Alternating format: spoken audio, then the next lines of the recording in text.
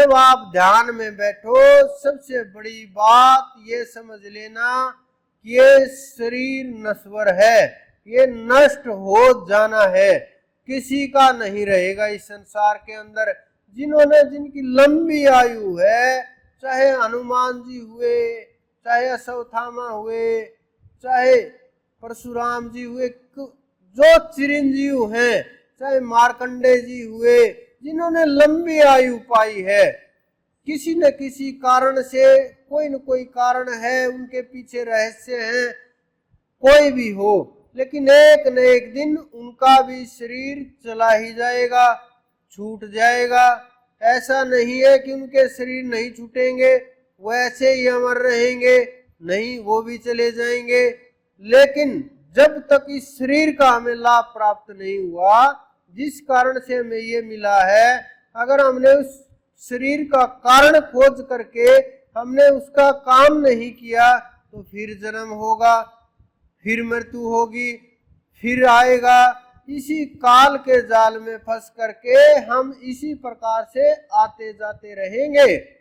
बहुत से लोगों ने आज व्रत किया है, किसी ने निर्जला व्रत किया है, बहुतों ने अलग अलग प्रकार के संकल्प लिए हैं।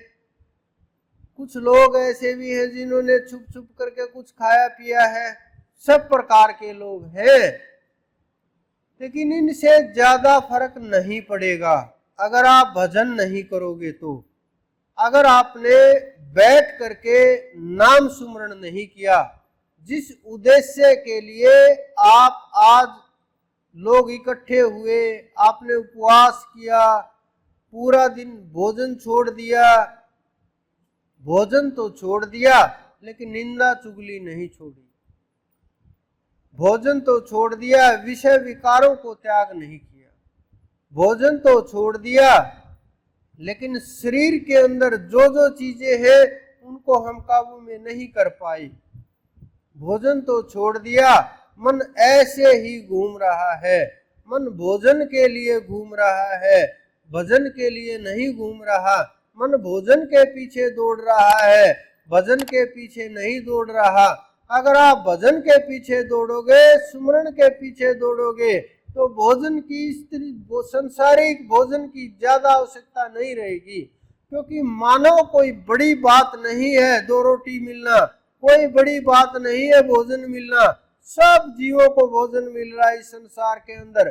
पूरे ब्रह्मांड के अंदर ऐसे ऐसे जीव हैं जो केवल कुछ चीजों का ही भोजन करते हैं, उनको वही चीजें उपलब्ध हो जाती हैं।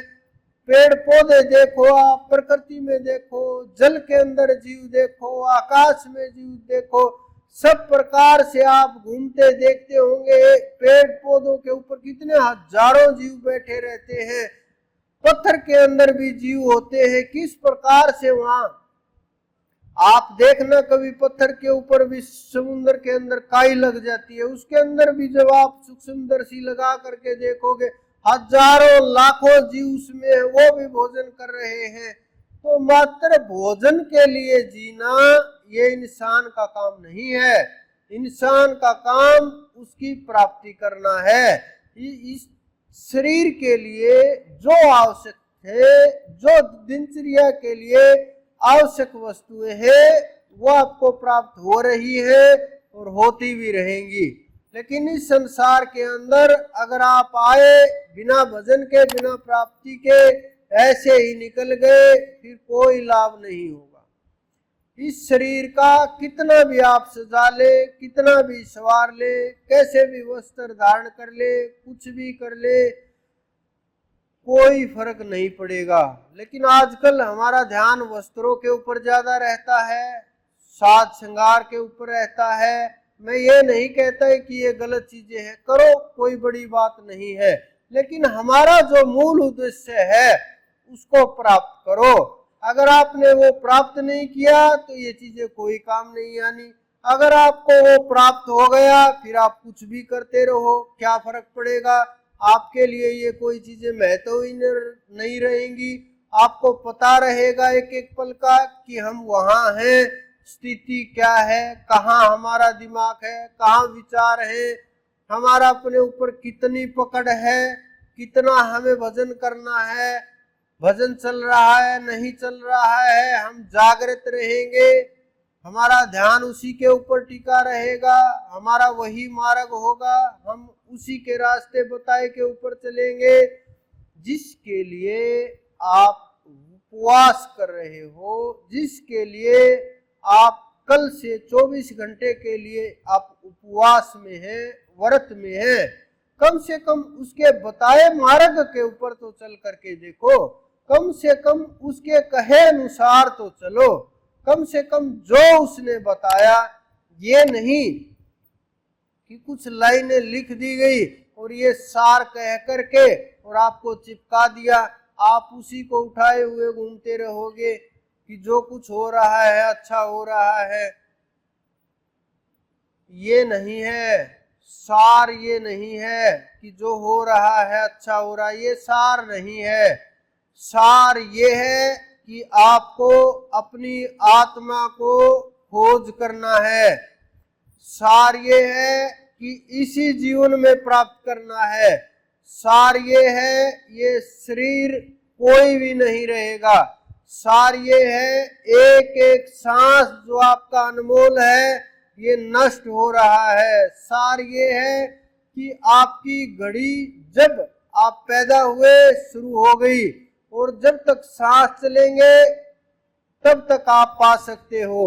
सार ये है कि उन्होंने ये बोल दिया कि आखिरी श्वास के अंदर भी प्राप्त किया जा सकता है, लेकिन हम लोग तो इंतजार में रहते हैं कि आखिरी सांस आएगा मिल जाएगा। अगर आपने तैयारी नहीं की, ध्यान नहीं किया, सुमरण नहीं किया, प्राप्त नहीं हुए, अगर आप उस स्थिति में नहीं गए, आपने अनुभव नहीं किया, आप आत्मा तक नहीं पहुंच पाए, अगर आप श्री कृष्ण तक पहुंच गए, अगर उसके अंदर नहीं मिले, बस मिल करके लौट आए। शब्द बड़ा गहरा है, नहीं मिले और मिल करके लौट आए, यानी मात्र देख करके लौट आए। अगर उसके अंदर नहीं समाये तो आप जीवन मुक्त नहीं हुए। वो वही तत्व है, उसी के अंदर से आए हैं, उसी के अंदर मिल जाएंगे। जब आप अपने आप का पालोगे तो आपको भी एहसास हो जाएगा कि आप भी वही तत्व हो जो श्री कृष्ण थे, आप भी वही तत्व हो जो श्री राम थे, आप भी वही तत्व हो जो परम चेतना है, आप भी वही तत्व हो जो परमात्मा है। लेकिन भूलवश, भ्रमवश, भयवश, शंकावश, संकोचवश, कामवश, अज्ञानवश, अहंकारवश और अपने आप को शरीर मानने के कारण से आप उस ज्ञान से दूर हो गए हो और मिथ्या और भ्रमित करने वाली वस्तुओं की तरफ दौड़ रहे हो। भाग दौड़ मची हुई है, कौन किससे आगे निकलेगा, लेकिन अंधों की दौड़ मची हुई है। आंखों वाले तो अलग रास्ते के ऊपर चलते हैं, जिन्हें दिखाई देता है वो अलग मार्ग के ऊपर चलते हैं। संतों का काम है लोगों को जगा देना, उन्हें रास्ता दिखा देना कि बातों से क्या फर्क पड़ेगा, रास्ता कैसे दिखेगा। जिस प्रकार से बहुत अंधे हो या समझिए कि एक अंधा हो, उसको कोई वस्तु दिखाई ना दे रही हो और जिसके पास दृष्टि हो वो इशारा कर दे कि तुम्हारे दाएं हाथ की तरफ वो वस्तु है, बाएं की तरफ वस्तु है, तुम्हारे 2 कदम पीछे वस्तु है, आगे वस्तु है, सिर के ऊपर वस्तु है, पैर के नीचे है, 2 मीटर आगे है। अगर वो इशारा कर दे तो वो चीजें समझ आने लगती हैं कि हमारे 2 कदम आगे वो वस्तु है। जब वो वस्तु आगे कर कदम रखेगा, वो वस्तु हाथ आएगी, वो संतुष्ट हो जाएगा। यही काम श्री कृष्ण ने किया, यही काम हमारे ऋषि मुनियों ने किया, यही काम हमारे सिद्धों ने किया, यही काम हमारे संतों ने किया, यही काम हमारे जो रास्ता दिखाने वाले थे हैं और आगे जो आएंगे सब लोग यही काम करते हैं।